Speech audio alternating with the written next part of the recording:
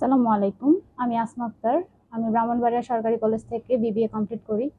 তারপর থেকে অবসর সময় কাটাচ্ছিলাম। তখন আমি নেটে সার্চ দিলাম। নেটে সার্চ দেওয়ার পরে এই প্রতিষ্ঠানের নাম চলে আসে। তারপর এটা কোথায় কিভাবে আসতে হয় স্যারের মাধ্যমে একটু ফোন দিয়ে যোগাযোগ করে আমি এখানে আসলাম। আসার পর সবার ব্যবহার দেখলাম। সবাই খুবই আন্তরিক। তারপর তারা আমাকে সবকিছু সুন্দরভাবে বুঝিয়ে দিয়েছে। সেখান থেকে আমি এই কোর্সে ভর্তি হয়ে প্রায় আজ অবধি যতটুকু শিখতে পেরেছি আলহামদুলিল্লাহ আমি আমার প্র্যাকটিক্যাল লাইফে আমি যে এখন প্রতিষ্ঠানে আছি সেখানে আমি সেটা সাবমিট করতে পারতেছি। একটা পেশেন্টের সাথে আমি খুবই যা আমি করতে পারতাম না, ধরেন একটা পেশেন্টকে আমি ইনজেকশন পুশ করতে পারতাম না, সেটা এখন করতে পারি। একটা পেশেন্টকে ব্লাড নিতে পারতাম না, তাও করতে পারি। বিশেষ করে এখানে আমাদের প্র্যাকটিক্যাল গুলোও খুব ভালোভাবে সুন্দরভাবে দেখানো হয়েছে। আলহামদুলিল্লাহ আমরা ভালো একটা অর্জন করতে পেরেছি। আসসালামু আলাইকুম, সবাই আমাদের জন্য দোয়া করবেন। একদম প্রথম যে লেয়ারটা এটা হলো স্কিনের লেয়ার। স্কিনের নিচে ফ্যাটের লেয়ার, তার নিচে মাসেলের লেয়ার। এরপরে হলো এখানে আছে বোন। এই যে এটা একটা বোন।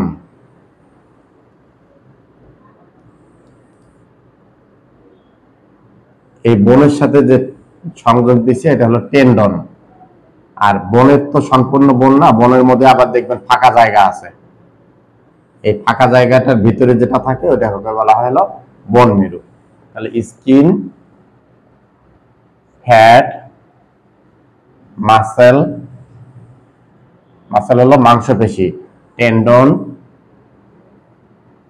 আর হলো এটা হলো বোন, আর বোনের ভিতরে বোন মেরু।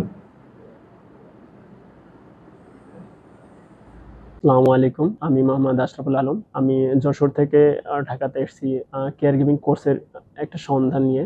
আমি মিরপুর 10-এ অবস্থান করি এবং অনলাইনেই মিরপুর 10-এ এইচআরটিডি মেডিকেল ইনস্টিটিউট নামক একটি প্রতিষ্ঠানের খবর পাই এবং আমি নিজ থেকে এখানে এসে খবর নিয়ে জানতে পারি যে এই প্রতিষ্ঠানে কেয়ার গিভিং কোর্স করানো হয়। তো সেখান থেকে আমি দু একটা ক্লাস করি, 3 ক্লাস। তো আমার খুবই ভালো লাগে এবং পরবর্তীতে এখানে 6 মাসের কোর্স হিসেবে আমি কেয়ার গিভিং এ ভর্তি হই। আলহামদুলিল্লাহ আমি 6 মাস কমপ্লিট করেছি এবং একটি ভালো রেজাল্ট নিয়ে আমি আমার সার্টিফিকেটটা নিতে পারছি। কঙ্কাল দেন স্কেলেটাল এইগুলো বাস্তব সামনে রেখে তারপরে ক্লাস করানো হয়, অর্থাৎ কোথায় কোন অঙ্গ থাকে, কোন অঙ্গের কি কাজ বা কোন সিস্টেমের কি কাজ, কোন কোন অঙ্গ ক্ষতিগ্রস্ত হলে কি কি সমস্যা হয়, সেই সমস্যার ট্রিটমেন্ট আমরা কিভাবে দিতে পারি, এই ট্রিটমেন্ট গুলো আসলে কোন কোন ওয়েতে দিলে বেশি ভালো হয়, এই সবগুলো এখানে শেখানো হয়েছে।